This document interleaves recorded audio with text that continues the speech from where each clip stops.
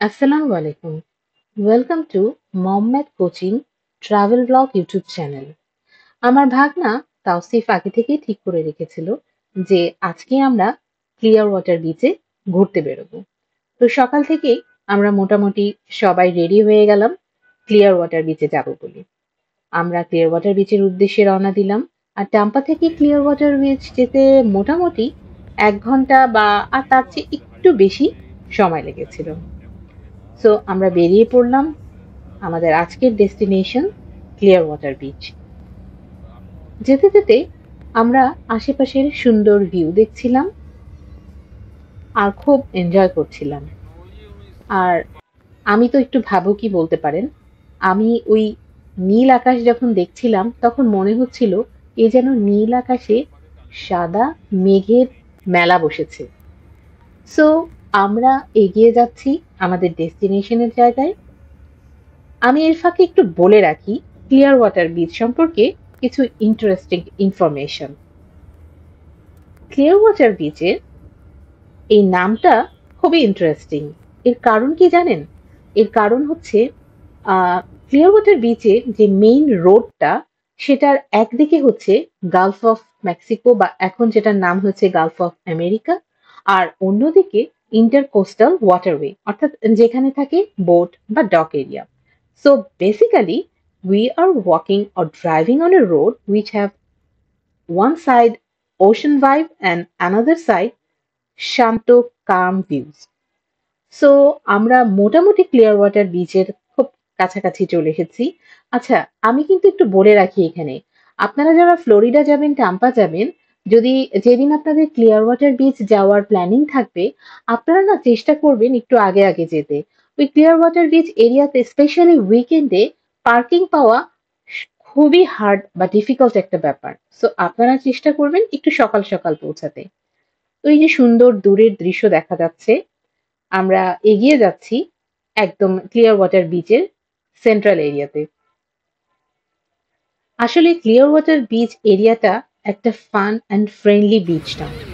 আর এটা কিন্তু Tampa Bay এরিয়ার মধ্যে পড়ে এবং সবসময় it is full of life, good vibes and non stop energy. আর আমি রিসার্চ করে দেখলাম এই ক্লিয়ার ওয়াটার বিচ ইউএস এর অনেক বিচের মধ্যে অনেক বিউটিফুল আর ক্লিন আর স্পার্কলিং ওয়াটারের জন্য একে অনেকবার আসলে উপাধি দেওয়া হয়েছে নাম্বার 1 বিচ হিসেবে। বিচে যাব আর পানিতে একটু যাব না, এটা তো হতেই পারে না। সো আমরা নেমে পড়লাম বিচের মধ্যে।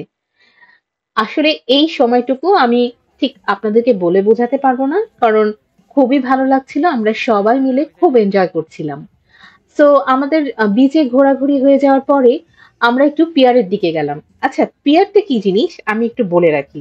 পিয়ারটা হচ্ছে একটা উডেন লং ওয়াকওয়ে যেটা কিন্তু এক্সটেন্ড করা থাকে শোর এরিয়া থেকে ওয়াটার পর্যন্ত। আসলে এই পিয়ারটা করা হয় মানুষরা যাতে হাঁটতে পারে বা ওখানে ফিশিং করতে পারে বা সাইট সিং এইসবের জন্য। সো যাই হোক, আমরা পিয়ারের উপর দিয়ে হাঁটছিলাম। আচ্ছা, পিয়ারের উপরে খুব সুন্দর সুন্দর কিছু স্টল ছিল। আর স্টলগুলোতে মেইনলি আমি যা দেখলাম কিছু হ্যান্ডক্রাফট জুয়েলারি, কিছু লোকাল আর্টওয়ার্ক, কিছু সুভিনিয়ার, আর কিছু কিছু ছোট ছোট জিনিস যেটা হ্যান্ডিক্রাফটই বলা যায়।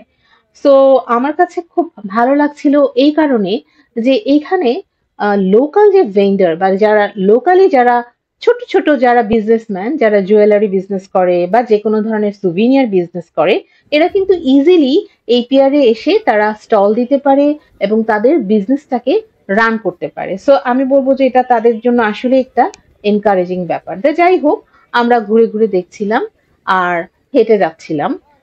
যেতে যেতে খুব ভালো লাগছিল, কারণ প্রত্যেকটা আসলে বিচের যে সৌন্দর্য, তারপরে এই স্টল, তারপরে যে আমাদের আশেপাশে যে টুরিস্টরা ওরা এত সুন্দর করে ঘুরছিল যে সত্যি এটা আমাদের জন্য খুব একটা শেখারও বিষয় আমি বলতে পারি। ওই যে দূরে দেখতে পাচ্ছেন, ওখানে কিন্তু খুব সুন্দর একটা বাচ্চাদের খেলার জায়গাও রয়েছে। আর আশেপাশে কিন্তু অনেক বড় বড় হোটেল রয়েছে। ইচ্ছা করলেই, যদি রামপাতে কারো যদি আত্মীয় বা কোনো পরিচিত কেউ না থাকে, আপনারা কিন্তু ইজিলি একদম ক্লিয়ার ওয়াটার বিচের খুব কাছাকাছি হোটেলেও থাকতে পারেন। এখানেও অনেক ধরনের সুযোগ সুবিধা থাকে। তো বিচটাকে আসলে আমার ছেড়ে যেতে একদমই ইচ্ছা করছিল না। আর ওই যে দেখছেন আকাশে কি সুন্দর সি-গাল ঘুরে বেড়াচ্ছে। সি-গালদের থেকে কিন্তু সাবধান। ওরা কিন্তু অনেক সময় আপনার হাতে কোনো খাওয়া-দাওয়া থাকলে ঠাস করে সেটা উড়িয়ে নিয়ে চলে যায়। যাই হোক, আমাদের এরকম কোনো ঘটনা ঘটেনি। আমরা খুব এনজয় করছিলাম। মানুষরাও তারাও যতটুকু পারছে বিচে নেমে আ তারাও অনেক এনজয় করছিল। আর আমাদের খুব সুন্দর একটা সময় আসলে যাচ্ছিল। আমরা গল্প করছিলাম আর ওখানে সুন্দর খুব মিউজিক বাজছিল। আমরা মিউজিকটাও শুনছিলাম।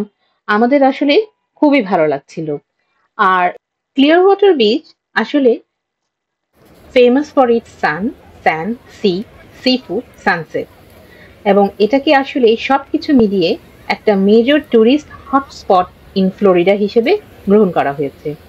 আর দেখতে পাচ্ছেন কি সুন্দর একটা হোয়াইট স্যান্ডি বিচেস, যেখানে খুব পাউডারি সফট স্যান্ড আর ক্রিস্টাল ক্লিয়ার ওয়াটার।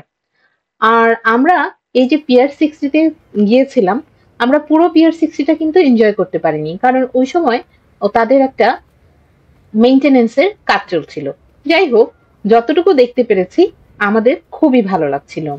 আর সবচেয়ে ইন্টারেস্টিং পার্ট হচ্ছে এই ক্লিয়ার ওয়াটার বিচের যদি কোনো থিম সং নাকি থাকতো, তাহলে সেটা নাকি হতো walking on Sunshine.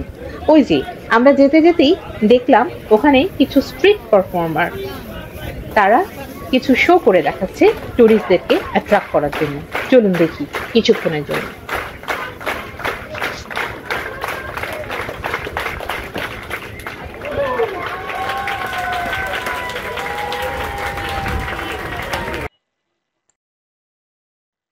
Clear water বিচে আসবো আর ফিশ অ্যান্ড চিপস খাবো না, তা তো হতেই পারে না।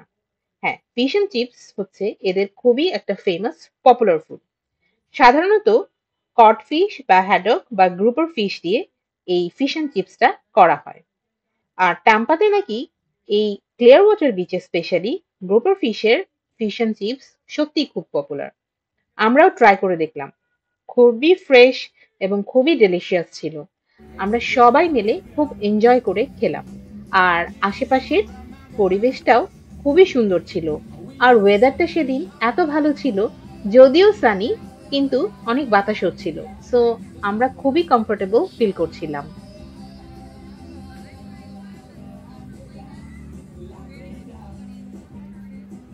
এবার যাবার পালা। আমার ভাগনা বলল আজকেই আমরা সেন্ট পিটার্সবার্গে বিচে ঘুরতে যাব। সো আমরা বেরিয়ে পড়লাম সেন্ট পিটার্সবার্গের উদ্দেশ্যে। আস্তে আস্তে আমরা এই ক্লিয়ার ওয়াটার বিচের সৌন্দর্যটা আরেকবার দেখে নিলাম। বাহ, কি সুন্দর! আসলেই চোখ জুড়িয়ে যায়। টাম্পা আসবেন আর ক্লিয়ার ওয়াটার বিচ যাবেন না, এই জিনিস কিন্তু আপনারা মিস করেন না। আর আজকে এই পর্যন্তই। সবাই ভালো থাকেন আর আমাদের জন্য বেশি বেশি দোয়া করবেন। আর আমাদের চ্যানেলটা সাবস্ক্রাইব করেন আর শেয়ার করবেন, লাইক করবেন। সো থ্যাংক ইউ আজকে।